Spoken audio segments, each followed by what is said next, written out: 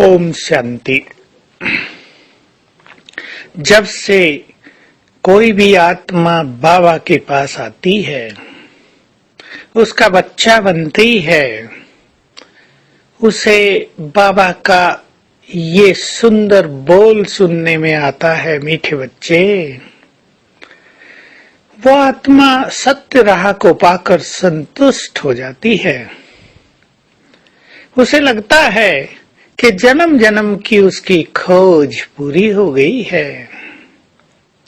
जो कुछ उसे पाना था, जिसके लिए उसने भक्ति की थी, जो जीवन का अंतिम लक्ष्य था, वो उसे मिल गया।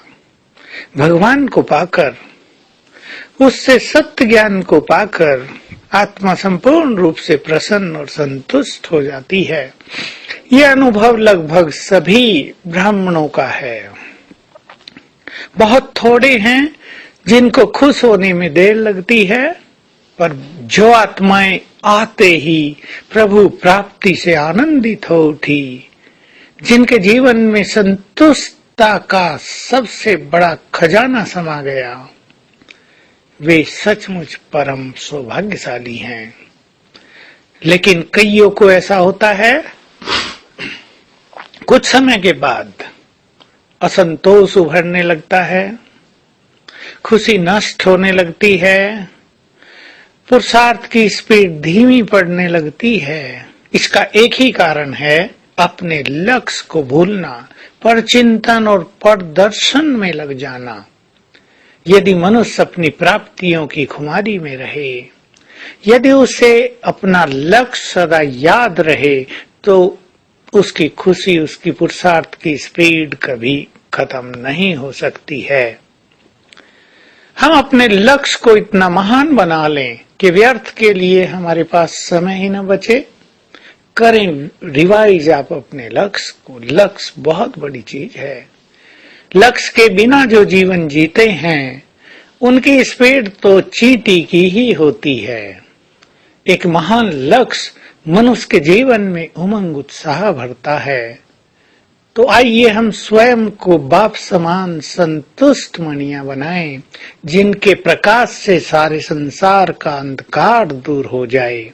हर हाल में संतुष्ट, विशेष रूप से दूसरों के व्यवहार में संतुष्ट, भगवान को पाकर उससे संतुष्ट, उसके प्यार से संतुष्ट, उसकी पालना से संतुष्ट, उसके ज्ञान से संतुष्ट, जो उसका हम अलौकिक अव्यक्त पाठ देखते हैं उससे संपूर्ण रूप से संतुष्ट, और सर्व खजाने पाकर संतुष्ट।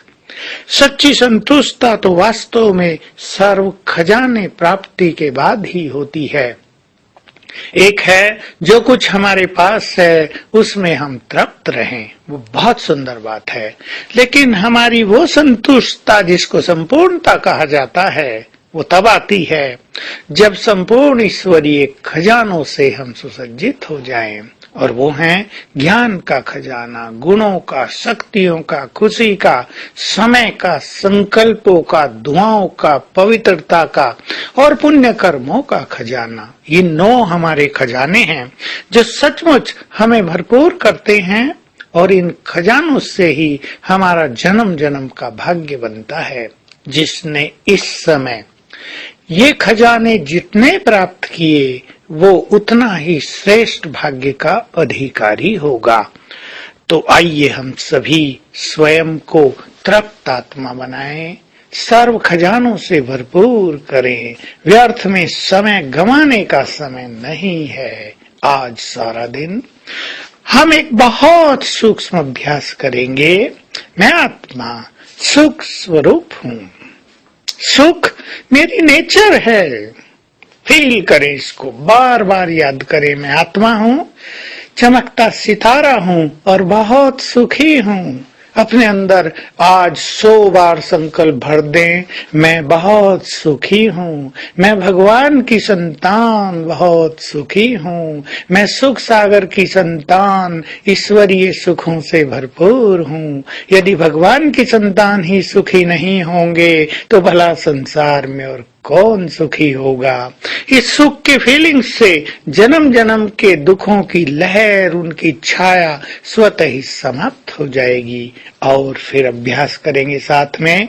ऊपर से बाबा की किरणों का फाउंटेन मेरे ऊपर निरंतर पड़ रहा है। इससे सारा दिन अतीन्द्रिय सुखों की अनुभूति होगी और छोटी मोटी बातों के प्रभाव से हम सदा के लिए मुक्त हो जाएंगे। ओम शांति।